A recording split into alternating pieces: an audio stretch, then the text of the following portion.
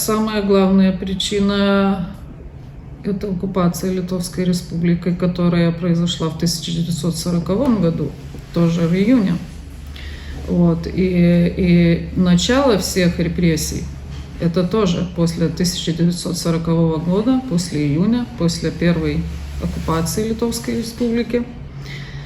И уже самые первые аресты они произошли в 1940 году, 15 июня.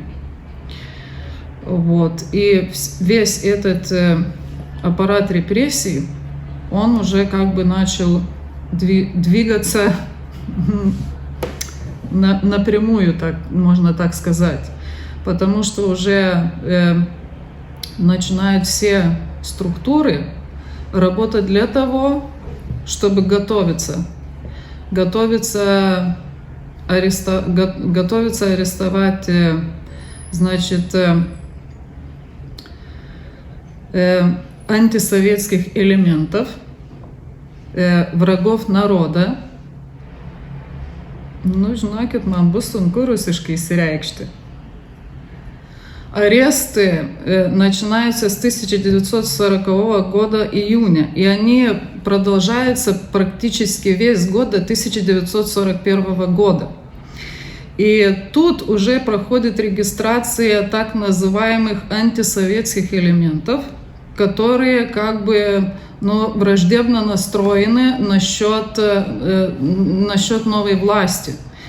И вот эти списки людей, которых решили выслать из Литвы, они уже готовились, можно так сказать, практически весь год.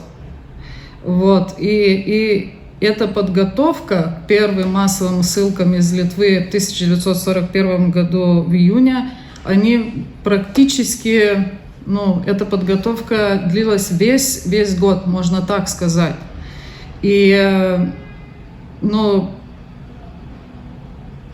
это как бы, одна из форм репрессий, потому что очень много людей, они не согласились с тем фактом, что Республика Литвы была оккупированной. Они не могли, жить с этим фактом. И они поднимали эти вопросы, почему так произошло, почему такая ситуация в Литве. И вот всех этих людей надо было как-то, чтобы они умолкли. И эта форма репрессий, выслать их из оккупированной территории, для Советского Союза это не было что-то новое, потому что эту практику они принимали и в других странах. Вот. И Литва не была никаким исключением. Приказ такой был насчет проведения вот этих ссылок из оккупированной территории. Это было, bet aš matau lietuviškai, bet dabar aš galvoju, kaip man iškart išversti jums rusiškai. Приказ этот пришел из Москвы. Подготовка началась когда остался практически 1 месяц до ссылок. В 1941 году, 16 мая, началась эта подготовка. И было принято решение, которое, я так переведу, социально опасных элементов из Прибалтики, Украины, Белоруссии и Молдовы. Выслать их из этих стран. Вот. И самый главный, который отвечал за эти репрессии, вот по этому указу был в то время комиссар внутренних дел СССР Лаврентий Берия. Он подписался под этим приговором, чтобы это сделать. Он был самым главным здесь, и И потом уже как бы закрутился этот процесс подготовки. Безусловно, были, другие приказы, даны уже тем, которые должны были все это вести здесь, на этой территории. Это были, значит, те самые члены коммунистической партии, сотрудники НКВД, НКГБ и другие. Žinot, nesigaus. Aš matau, kad aš viską moku, aš viską žinau, bet man nesigaus. Ta prasme, lietuviškai aš jums galiu išpilti, kaip reikalas, bet rusiškai aš negaliu. Lietuviškai tai aš galiu jums viską pasakot nuo iki. Jūs žinot, čia iš esmės tas jau po 1940 metų birželio 15 dienos, kada įvyko Lietuvos Respublikos okupacija, apskritai visuose dokumentuose atsiranda tokie terminai kaip socialiai pavojingas elementas arba, sakykime, tenai koks nors liaudės priešas, ko iki tol tokių terminų niekada nebuvo. Ir jau tos, reiškiasi, visuomenės skirstimas į socialiai pavojingus, liaudės priešus, jisai praktiškai atsiranda iškart po birželio. Ir visos tos represijos ir tie pirmieji suėmimai jau ir prasideda birželio 15 dieną. 40 metų Liepos mėnesį per vieną savaitę yra suimta daugiau kaip 500 žmonių. Kas yra tie žmonės? Tai yra, reiškiasi, tie, kurie priklausė nepriklausomos Lietuvos Respublikos valstybės aparatui, kariuomenė, policija, teisininkai, partijų pirmininkai, sakykime, nepriklausomos žiniasklaidos redaktoriai ir darbuotojai. Žodžiu, visa pažangioji inteligentija, taip pat pažangus ūkininkai, teisininkai, gydytojai, mokytojai, visi tie žmonės, kurie, sakykime, kritiškai mąstė apie tai, kas čia įvyko. Ir nesusitaikė su sovietinė okupacija. Iš kitosgi pusės, ką daro atėjęs sovietinis režimas į Lietuvą. Jisai bando įbauginti ir tą daro labai staigiai, labai iš karto įveda tokį nepasitikėjimą tarp žmonių. Aišku, galvas iš karto pakelia komunistuojantis, tie, kurie čia buvo ir laukia, sakykime, to momento, kada ateis jų valanda, atsiranda tų kolaborantų, galvą pakelia komunistai. Jie be abejo iškart kolaboruoja su naujoju okupaciniu režimu ir visaip kaip jiems padeda.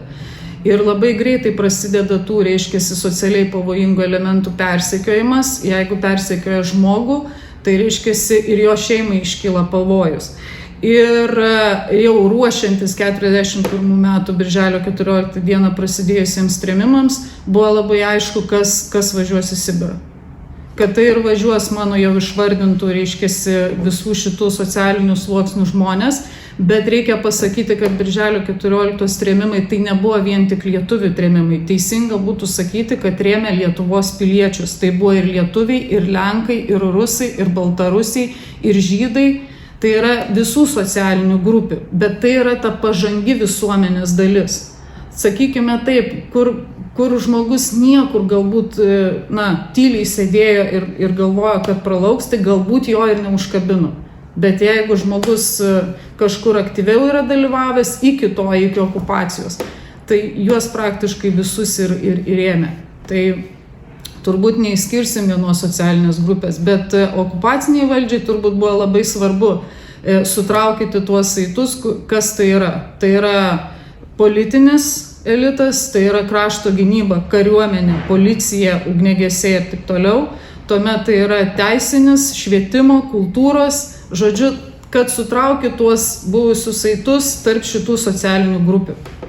Iš esmės, 41 metų birželio 14-19 dieną trėmimai truko praktiškai šitas 5 dienas. Per šitas 5 dienas buvo suformuota 17 ešelonų, į kuriuos buvo sugrūsta praktiškai 17 tūkstančių žmonių. Iš tų 17 tūkstančių žmonių daugiau kaip 12 tūkstančių buvo ištremti ir praktiškai 4 tūkstančiai, reiškiasi, tai buvo vyrai, kurie buvo atskirti nuo šeimų, jie buvo suimti ir išvežti į lagerius. Kad formuojant ešelonus stotyse nekiltų panika, buvo sakoma, kad vyrai laikinai važiuos atskirti nuo šeimų. Ir kad galiniai stoty jie susitiks. Bet čia buvo toksai melas tam, kad išvengti didesnės panikos geležinkelio stotyse. Tai vat mes iš esmės kalbam būtent apie tokius skaičius, kad beveik 17 000 žmonių patyrė šitas represijas 41 metų birželio 14-19 dieną. Dabar reiškiasi tikslus duomenis, ką mes žinom tyrinėdami, tai tiksliai mes žinom, koks žmonių likimas ištiko tai tremtyje 12 331 asmens ir 3915 asmenų, kurie buvo išvežti į lagerius. Galim pasakyti. Pakeliui, kol vagonai važiavo į atitinkamas tremties vietas arba į lagerius, mirė 82 žmonės.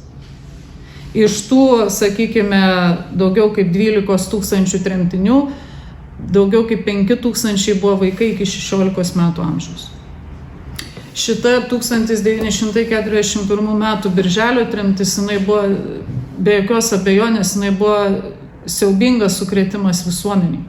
Tai buvo dar toks, žinot, nepatirtas represijos mastas, kad tokiu mastu, kad iš visos Respublikos, reiškiasi, būtų šitiek išvežta. Ir kuomet pirmąją sovietinę okupaciją pakeitė nacistinę okupaciją, o po to 44 metų vasarą vėl sugrįžta sovietinė okupacija, dauguma lietuviai jau žinojo, ko tikėtis. Kad tai grįž vėl tos pačios represijos ir kad jie to neišvengs. Tai iš esmės turbūt čia mes ir turim kalbėti apie tai, kad lietuviai telkėsi prieš antrąją sovietinę okupaciją ir turbūt ne veltui prasidėjo ir partizaninis karas Lietuvoje, trukęs praktiškai iki 53 ir ilgiau. Ir reiškiasi, bet ir antrosios sovietinės okupacijos metu, kada buvo dargi tos trėmimų bangos ir ištremta per 100 000 žmonių, nes trėmimai praktiškai nuo 45 iki 53 metų Lietuvoje vyko ir dar buvo ištremta daugiau kaip 100 000 žmonių, čia tik į tremtis, beveik 150 000 žmonių per tą laiką buvo išvežta į lagerius. Ką vežė? Vėlgi vežė tuos, kurie kovojo ginklu, jų šeimas, jų artimuosius, tuos, kurie rėmė kovą, partizaninę kovą, pogrindinių organizacijų narius, stambius ūkininkus, kurių irgi parama kovojantiems miškuose buvo labai svarbi. Tai iš esmės paliko gilę traumą, nes žmonės tie, kurie čia pasiliko, dauguma jų liko įbauginti, dauguma jų kolaboravo, nuo to mes nepabėgsim, čia jokios išimties nebuvo, buvo tie, kurie ėjo su režimu, buvo tie, kurie priešinosi, patyrė represijas, ir buvo tie, kurie stengiasi niekur nelysti ir išgyventi. Tai vat tas toksai, kaip pasakyti, tas sovietinis palikimas, ypatingai tos visuomenės, kuri čia liko, mes jį turime ir mes jį turim išgyventi. Nes pažangioji dalis išvežta į Sibirą, į tremtį, į lagerius, jinai, reiškiasi, ten prabuvo 20 ir daugiau metų. Šitie žmonės į Lietuvą sugrįžo, jie jau neberado tos Lietuvos, kurioje jie gyveno. Jie grįžo į pilką, tamsią, okupuotą, nugyventą savo valstybę. 1941 metų birželį ištremti žmonės buvo tremiami į Komiją, į Tomsko ir Novosibirsko sritis, į Altajaus ir Krasnojarsko kraštą. Šitie regionai. Didžioji dauguma virš 7 000 atsidūrė Altajaus krašte. Šitiems žmonėms turbūt nepasisekė labiausiai, todėl kad 42 metų vasarą beveik 3 000 iš tų mano išvardintų virš 7 000 žmonių buvo perkelti už Šiaurės poliarinio rato prie Laptevų jūros. Ir ten į tas žvejų artelės ir praktiškai kas antras ten atsidūręs mirė. Tuo tarpu, sakykime, mano jau paminėti 41 metų birželį beveik 4 000 vyrų atskirti nuo šeimų. Jie buvo išvežti į Krasnojarsko krašto lagerius, į Archangelsko srities lagerius, į Kazachijos lagerius, į kalėjimus. Daugumai jų praktiškai 42 metais jų tardymai prasidėjo tuose lageriuose ir ten buvo vykdomos mirties bausmės, priimami nuosprendžiai, kad jie buvo tie liaudies priešai, kuriems reikia įvykdyti mirties bausmę. Po karinių laikotarpių tremtys buvo nukreiptos į Krasnojarsko krašto, Irkutsko sritį, Buriatiją, taip pat Kemerovas, Omskas, Tomskas. Tuo tarpu lagerių trajektorija labai plati, nuo Komijos lagerių iki Magadano lagerių ir taip pat Kazakstano srities lageriai. Žodžiu, visas regionas ne tik Sovietų sąjungos, bet ir Kazakstano. Ir visur tie žmonės buvo paversti pigia, beteisė darbo jėga. Kai šitie žmonės pradėjo grįžti į Lietuvą, tai pirmiausia, reikia pasakyti turbūt tai, kad jų niekas čia nelaukia. Ypatingai jų nelaukia tos represinės struktūros, kurios čia vis dar buvo valdžioje. Tie žmonės, kurie, sakykime, buvo užėmę iš tremtųjų žmonių namus, pasisavinę jų turtą, niekas šitų sugrįžtančių nelaukia, nes kai jie buvo tremiami arba vežami į lagerius, tai jie buvo vežami su įsitikinimu, kad nei vienas jų nesugrįš. Ir jiems tikrai buvo sunku. Mums labai dažnai tenka kalbėti su buvusiais tremtiniais ir politiniais kaliniais ir jie labai dažnai pasako, kad jie sugrįžę rado labai pilką, labai niūrę savo valstybę, tokią susitaikiusią, kaip aš ir minėjau, kad pasiliko ta masė, kuri galvoja, susitaikėm ir kažkaip išgyvensim ir kažkaip pragyvensim. Bet grįžtantis šitie žmonės, jie vis tiek parsivežė savyje tą supratimą ir tą nesusitaikymą, nesvarbu, kiek metų jie buvo lageriuose. Bet reikia pasakyti, kad net ir politiniai kaliniai buvę lageriuose, jie nebuvo susitaikę. Ir kas mums tai parodo? Mums tai parodo lageriuose kylantis streikai ir sukilimai. Net ir tokiomis sąlygomis politiniai kaliniai sugebėjo susiorganizuoti ir vis tiek išreikšti savo poziciją, kovoti. Tai šitie žmonės sugrįžta į Lietuvą. Nesvarbu, kad jie viską praradė. Nesvarbu, kad juos čia atsisako registruoti. Tu neprisiregistravęs čia, negali gauti darbo, negali mokytis. Tu esi niekas, ta parsivežta spravka, kad tu buvai ar tremtyje, ar lageryje. Tau tarsi uždėjo štampą, kad tu esi daug kur nepageidavimas. Bet šitie žmonės įsiliejo į visuomenę. Ir jie buvo tie, kurie judino šitą pasyvę susitaikiusią visuomenę. Jie judino, vėl kūrėsi labai intensyviai pogrindinės organizacijos. Čia aš kalbu postalininis laikotarpis ir vėlesni laikai. Pogrindinės organizacijos, eina įvairūs atsišaukimai. Laikas nuo laiko vis iškeliami klausimai dėl okupacijos paneigimo, kodėl mes taip susitaikom, kodėl mes nekovojam. Ir šitie žmonės, jie įsilieja į šitą visuomenę, jie darė viską, kad mes labai mažai žingsniais, tam prireikė dešimtmečių, bet mes atėjom į, sakykime, atgimimo laikotarpį, į sąjūdį, atėjom į Baltijos kelią ir galiausiai atėjom į 90-ųjų kovo 11. Ir 90-ųjų kovo 11, kada buvo atkurta Lietuvos nepriklausomybė, tai dar nebuvo pabaiga, nes mes žinom, kad buvo 91 sausio 13, kada susirinkusi minia gynė ir Lietuvos televizijos pastatą, televizijos bokštą ir aukščiausiąją tarybą ir kada link jų riedėjo sovietų tankai. Tai dar nebuvo galutinė pergalė ir 91 sausio 13 turbūt galutinė pergalė Lietuvos kaip valstybės ir visos tautos, tai yra 93 metų rugpjūtis, kuomet iš Lietuvos teritorijos pasitraukė okupacinė kariuomenė.